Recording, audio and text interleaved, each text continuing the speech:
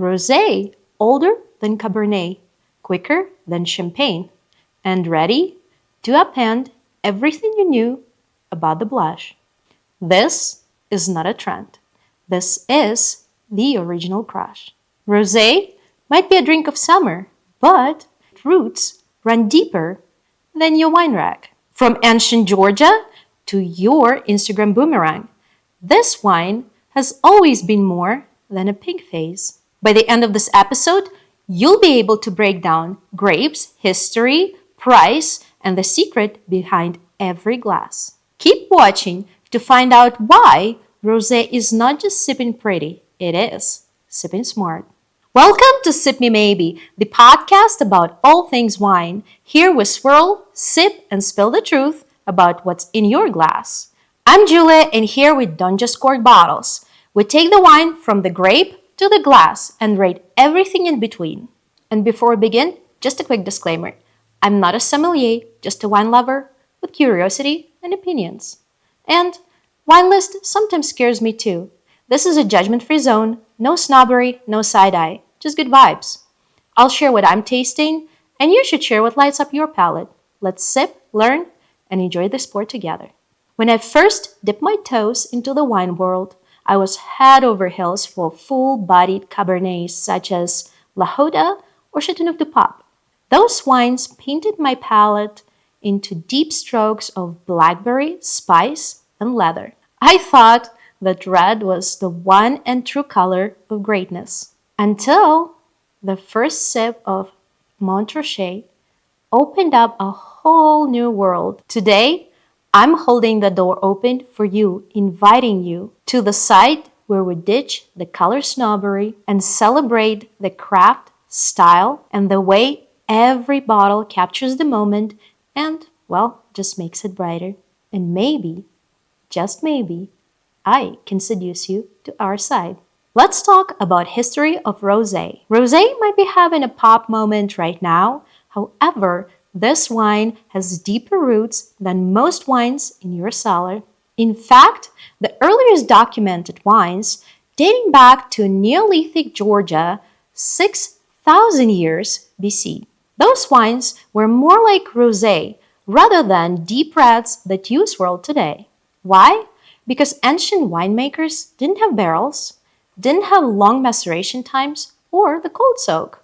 They crushed grapes, let the juice sit briefly, and fermented it fast. No fancy extraction, no deep pigment, just a soft pink wine born from the simplicity and the earth. So when somebody's shrugging their shoulders at rosé like, it's a new kid, remind them that this was the firstborn. By the time the Greeks landed in Massalia, nowadays Marseille, 600 BC, they brought vines like Limnio, and a taste for light-colored wines flowed perfectly under the Mediterranean sun. The Romans followed the suit. In the Roman Empire, pale wine wasn't just for flavor. It was diluted with water or spiced with herbs and seawater. It was a Gatorade of that time. Light, refreshing, and easy on the toga. But it was Provence that gave the crown to the rosé in the Middle Ages. Monks and noble estates refined the craft of short skin contact, crafting the wines with just enough tint to blush and just enough acid to shine. Provence didn't just make rosé, it actually defined what it meant to sip in style. Let's talk about Provence in the Middle Ages, that pivoting moment for rosé where it earned its crown. By the mid-12th century, rosé was already a provincial signature. Cistercian monks, those austere architects of abbeys like Selwyn Khan, Seinung, and Tournai, were tending to vines granted by the local nobles, perfecting the short skin contact press that made the wine pale and kept the acidity bright. A few decades later, soldier monks joined the act. In 1204, the King's Templar received an estate that's now known as Commanderie de Peyresol. I hope I got this right. Where actually they cultivated what we now recognize as Rosé vineyard. Both orders were Roman Catholic. Their wine was sacrament sustenance, and commerce all at once. Later, the nobles followed the monks' lead, expanding the plantings of what we now know as Côte de Provence, Côte d'Huon-Provence, Côte Varot, Bandol, and the coastal terrace of Valais. By the 1300s, those estates were exporting pale vin vermeil to royal courts from Avignon to Aragon, cementing Provence as an epicenter of the pink. Fast forward 6 centuries later, same subdivisions are responsible for 75% of provincial production and 80% of it rosé. As for the grapes, the ancient poor leaned heavily on the native Tiburon and Mourvèdre. Over the time, they were joined by Grenache, Cinsault, and Syrah, each playing a specific role. Grenache for body, Cinsault for perfume, and Syrah for color, Mourvèdre for spice, and Tiburon for the telltale provincial garrigue. Those five to this day still headline modern bottles. With the AOC rulebook in sight, at least two of them appear in every classic blend. AOC stands for Controlled Destination of Origin. So, when we're saying that Provence defined the rosé, we're not talking about the hype. We're talking about monks in limestone cloisters, Templar knights on stony plateaus, and a century-old devotion to wine that blushes just enough to catch the light. So, let's fast forward a little bit. In 1936, France doubled down. Tavel, a small village in southern Rhône, became the first appellation in France dedicated solemnly to rosé, bold, structured, and actually made to pair with food. Still a sommelier's favorite. Tavel, the rosé that behaves like red and can rest in your cellar. Rosé's renaissance didn't stop there. In 1942, Portugal dropped Mateus, slightly bubbly, just of dry, and widely popular. Then, in 1972, California had its happy accident. A stuck fermentation at Sutter home left its sweetness behind and a white Zinfandel was born.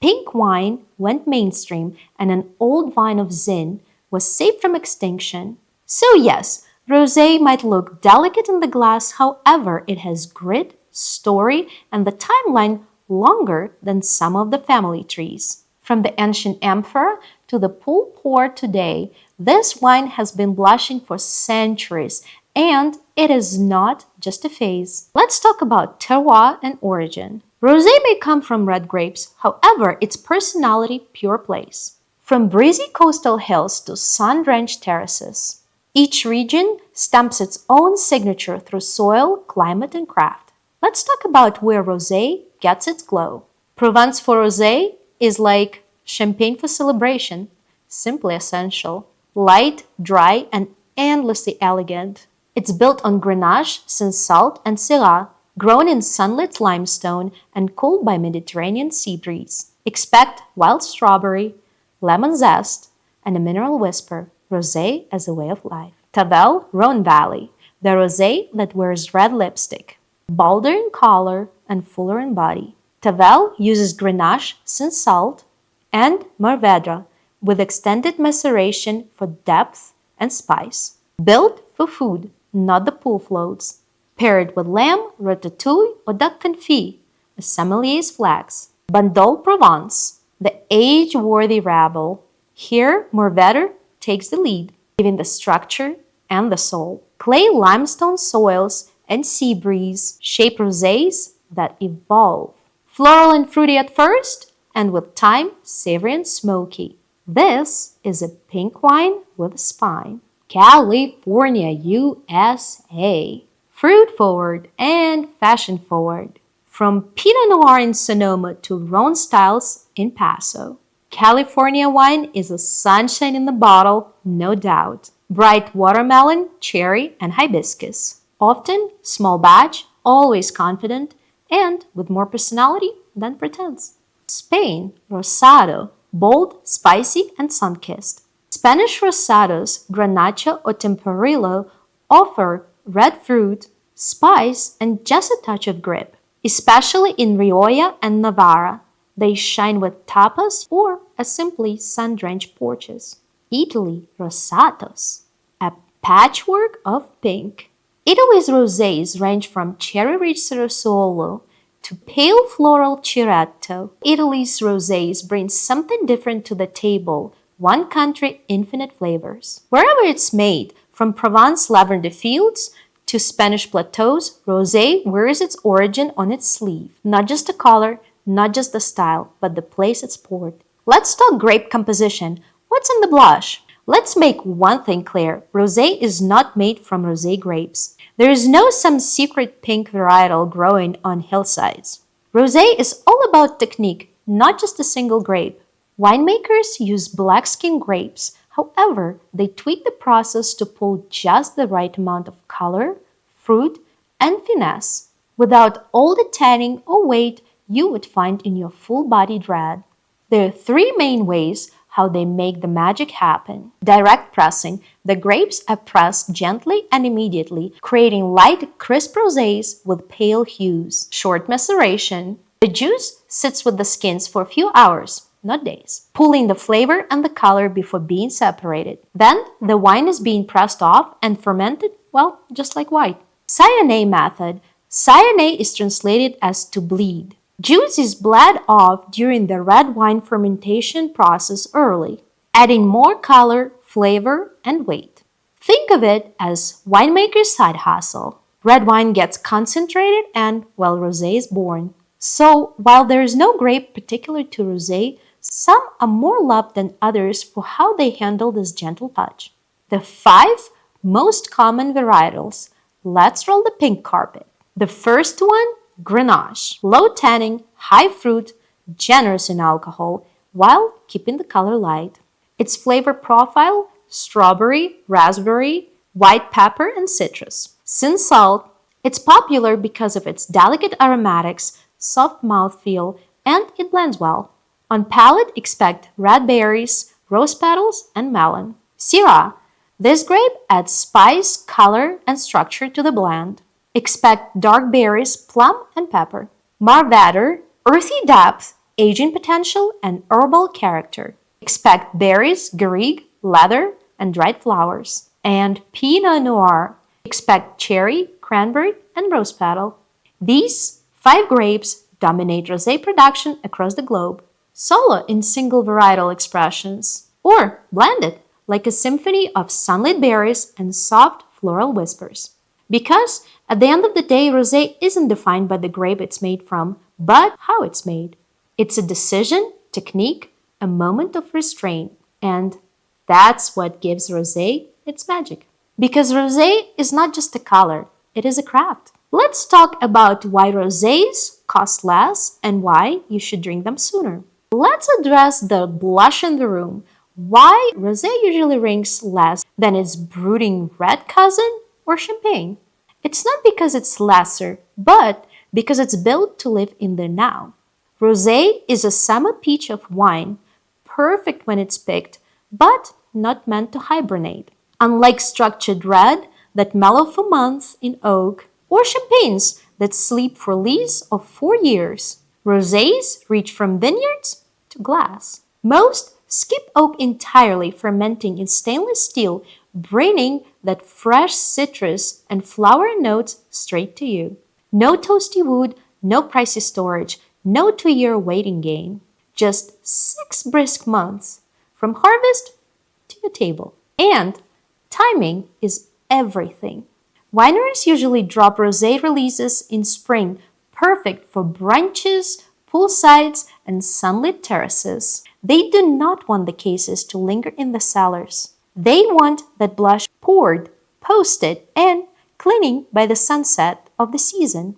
Fast turnover keeps the prices friendly without trimming the quality. It is a different intention, not a discount signal. Does that actually mean that rosé can't age? Well, actually it's true for most. Drink them young, within 12 to 24 months. Rosé's charm in its freshness, zip-bright acidity, crisp notes, and delicate florals. Time actually mutes those traits, turning vibrant pink to sleepy amber. Most rosés are simply not engineered for a long nap. Still, every rule has its rebel. Mourvedre heavy Bandol can actually lay from 5 to 10 years, gathering the character. Here's what makes it stand out.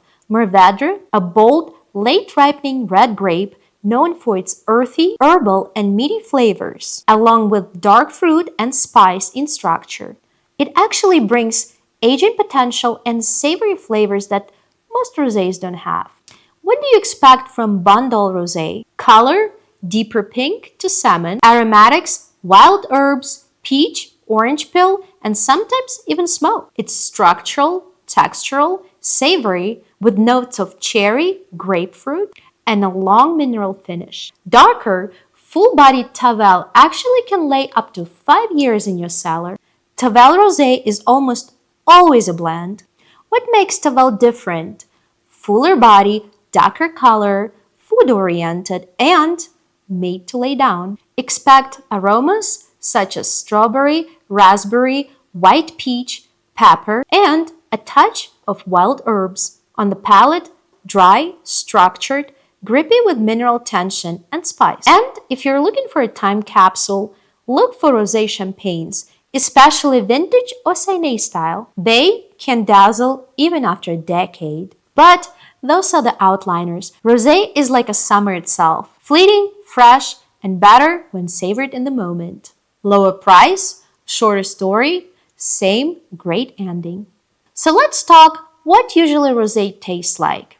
Well, think of it as a love child of red wine soul and white wine freshness. Chilled, charming, and never trying too hard. Let's start with the nose. As we have talked, most rosés are aromatic and light, opening with red fruit notes like wild strawberry, raspberry, and cherry. But there's actually more to that. If you listen carefully, you might catch hints of lemon zest, melon, rose petals, white peach, and a touch of hibiscus. And if it's from Provence, a touch of garriche.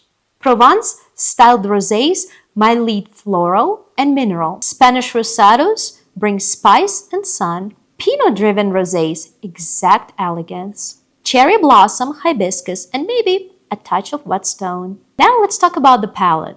Rosé is crisp and refreshing thanks to its usually high acidity. It's light to medium-bodied, with texture that's ranging from silky to mouth-watering.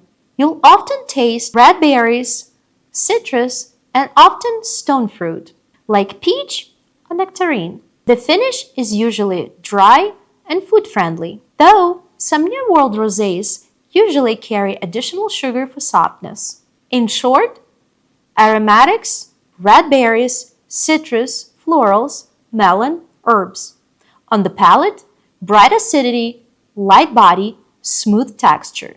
Finish, dry, crisp, and refreshing. Perfect for pairing or sipping solo. It is not meant to overwhelm, it's meant to charm. A wine that flirts with your senses and then leaving you wanting another glass. So, what do you pair this wine with? Actually, everything. Rosé is wine that plays well with others. If you're new to wine pairing, rosé is your friend. It does not show to dominate the dish, it shows to elevate it. From beach bites to dinner parties, this pink thread ties the whole table together.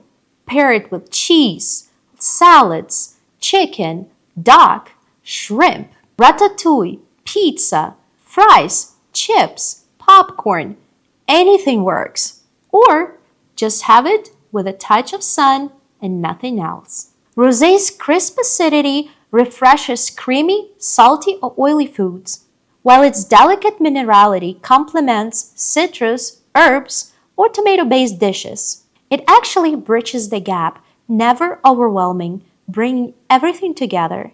Just enough structure to carry the flavor, just enough finesse to carry it light. So, next time when somebody is offering you a glass of rosé at a dinner party, don't shrug, don't skip. Sip and think about the story behind the humble blush. Because I promise you, there is a unicorn out there. Somewhere in the fields of Pink Pony, there is a rosé that will change your mind. And when you find it, don't hold back. Share it with us. We'll be waiting. Glass is ready. Well, I think that's a wrap. We swirled the story, sipped the facts, And it's time to seal the deal. This was Sip Me Maybe, the podcast where every glass has a story and no sip goes unnoticed.